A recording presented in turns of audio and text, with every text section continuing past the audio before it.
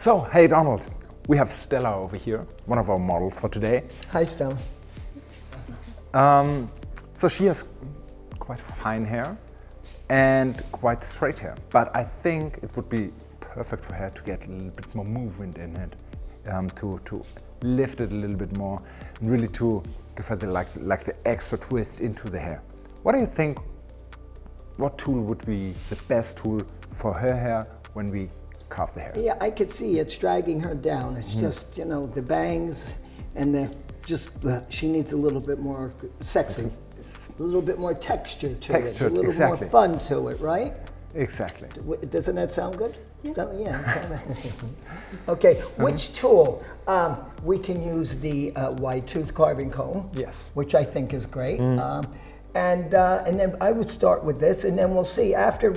I think we should start with the wide tooth carving comb. We could dry her. We could use the prepare. Yes. And then we'll go back and we'll see what other tools we can use. What do you think? I'm totally up to your idea with the wide tooth comb. Is just perfect for her hair, to really not to have too much tension in it, to really soften it a little bit more. That's excellent. And afterwards I thought about the chopstick to really go like detailed in it, to open it a little bit more, but not wet to or take dry. The chopstick. I prepare to cut it in dry, maybe to weave some hair out, then go into the structure to just open it a little bit more. So you could see it better. Exactly. Okay, the wide tooth. Okay, it's not pulling. There's no tension on the hair, so it's not pulling the hair. This is the reason for the invention of the wide tooth. Especially that she has finer hair also, so we don't want to pull on the hair too much. Okay, remember we still have the two cutting edges. We have the 50%, which cuts every other piece of hair, and then every other strand of hair, and this cuts 100% of the hair. Okay. And I have the chopstick over here, and right this is just like perfect to pick the hair up and then to weave it and cut it afterwards. So you have like a totally different kind of look and feel of layering the hair, because you don't cut like full strands of the hair, just like bits and pieces out of it. Excellent. So this is just a perfect tool for her hair type. We love the chopstick. Oh yeah, we do.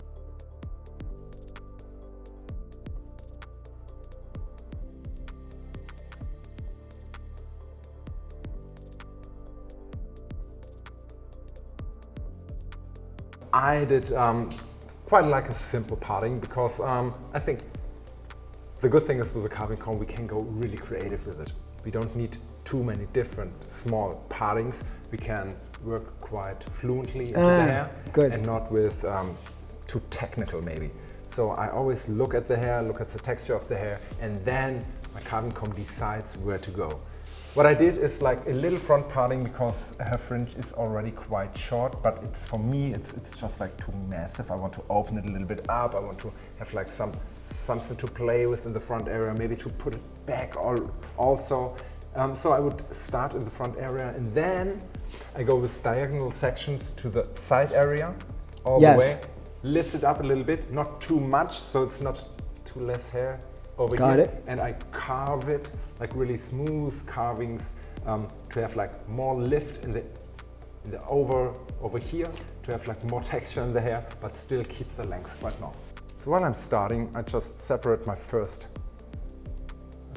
angle, and then I start with a carving. What do you start? What's your guide to start out with? My guide's actually right above the eyebrow. I don't want to get too short in this area. So it's quite like almost the length that she brought with me. Of her fringe now, exactly. Yeah? So I just want to carve it out a little bit more, starting here with a nice angle, and then I go into the length. What happens, I just turn you around a little bit. What happens is automatically, just because of the angle of the carving comb, I get like the shorter bit over here, and then it just automatically goes into the length. But you took new hair as well. You took some new hair. Exactly. That's what I do just in the front area, to really keep the length down here, but carve it out a little bit more, to open her face, to just like open it a little bit more, to make the look a little bit more dramatic. Now, do you think about what the finish of the shape is going to be when you're carving your shape in? Yes, definitely. You do think, yeah? Yes. That if the hair, you're going to dry it forward, or you're going to dry it back, or both?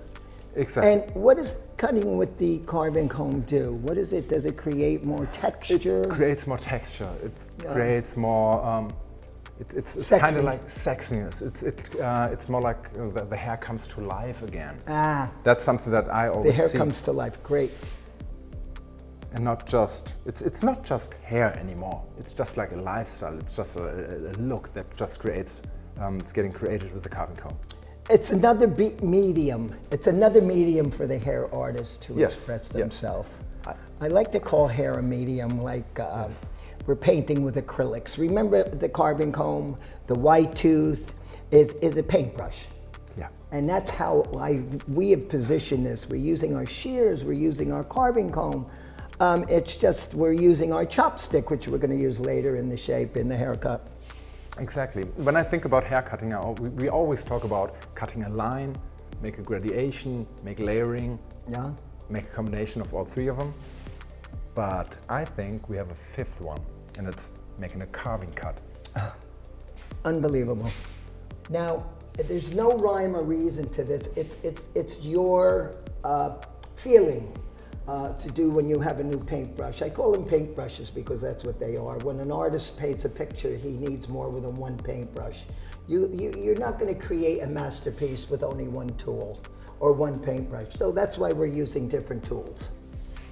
Okay, over direct forward. Over direct. And you're elevating. And why? I'm elevating because I want more looseness into the hair. If I'm more loose, and you're maintaining her length. And I'm maintaining her length at the same time.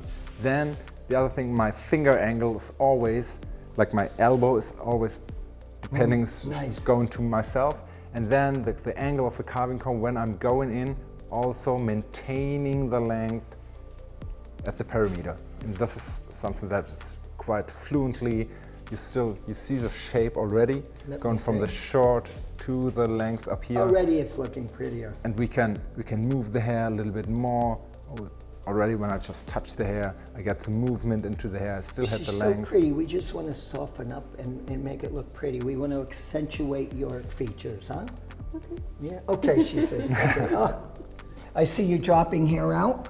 Dropping hair out. Is that for safety? It's just for safety right now. Safety, just drop for safety. Hair out. Especially when you're working with thinner or finer hair, it's always good to drop it out. The rule of thumb is, I don't know if you ever heard this, when in doubt, drop it out. When in doubt, drop it out. If you don't know if you're cutting it, just take a section, drop some of that hair out. Exactly. Okay, you can always come back in and cut it off again or soften it up. Exactly, soften it up. It's just like the word I was using, I was looking for, because we have like the 100% side while I'm cutting right now. Drop the outer line up here, and then I have my 50%, or even later on when the hair is drier, I have my 25% area where I cut and just blend. Are you going to use? You're going to use the 25% on the swivel twist. Yes. So blend it in a little bit more. Mm-hmm. So it is like a visual connection, but not a technical connection. Okay. Two hair artists working on your hair at the same time. I'll save it for you. You could take some home. You could take it.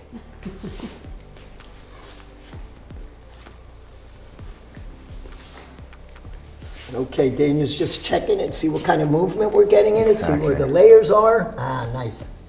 Nice, nice, nice, nice, nice. Perfect. The shape is finished. Yes. We did our wet shape. Daniel, it looks absolutely spectacular. I love it wet too. Look at this. Yes, it's just what's supposed to do. We still have the length. It was easy sectioning.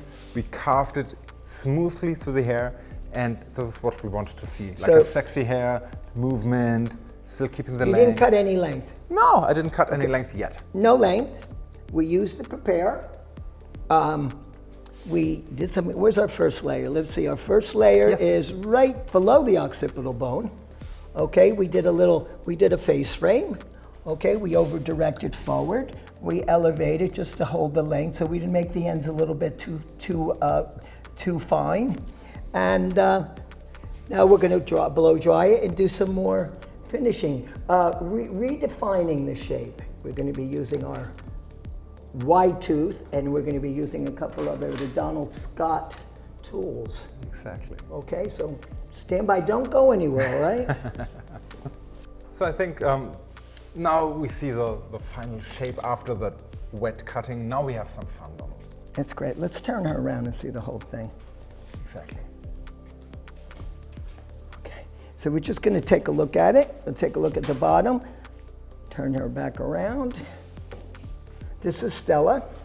This is the brand new Stella. We just enhanced her beauty. We're going to take it. I'm seeing a little bit heavy in here. I'm going to take the 25% carve on the swivel twist, and I'm going to just lightly. I'm not even going to go through the whole shaft. I'm just going to take it little by little, or we can point it. Also, I'm using it like a pencil as well, just like Daniel's doing with the chopstick. Exactly. I'm using the chopstick right now to really get some into the basic shape, just some air to let it lift a little bit more, to give it the looseness, the sexiness that we are looking for. You can do it just like Donald just doing with a swivel twist, or even like with a chopstick. I can pull up the hair, I can weave some hair out that I just think it's just a phenomenal technique that we can do. Weaving. I love when you could weave. Yes. It's just like as if you were doing a highlight. You're weaving the hair and then you're point cutting it. So actually I'm using, instead of using all the cutting teeth, I'll just use either one or two of them and just come into it and start where the heavy part goes into the lighter part. You see the disconnection in the back area quite good right now. Mm-hmm. This is the length that we dropped earlier.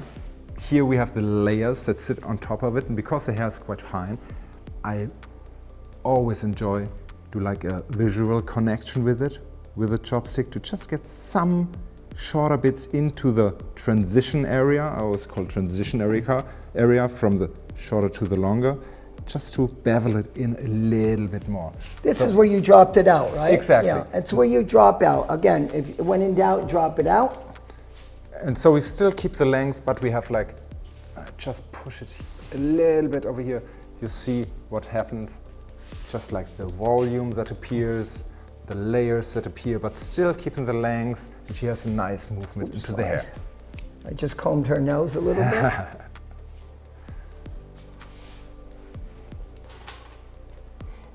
It's always good to leave it, especially on finer hair, to leave it a little bit long, or drop it out. You can always blend it with one of your Donald Scott carving tools.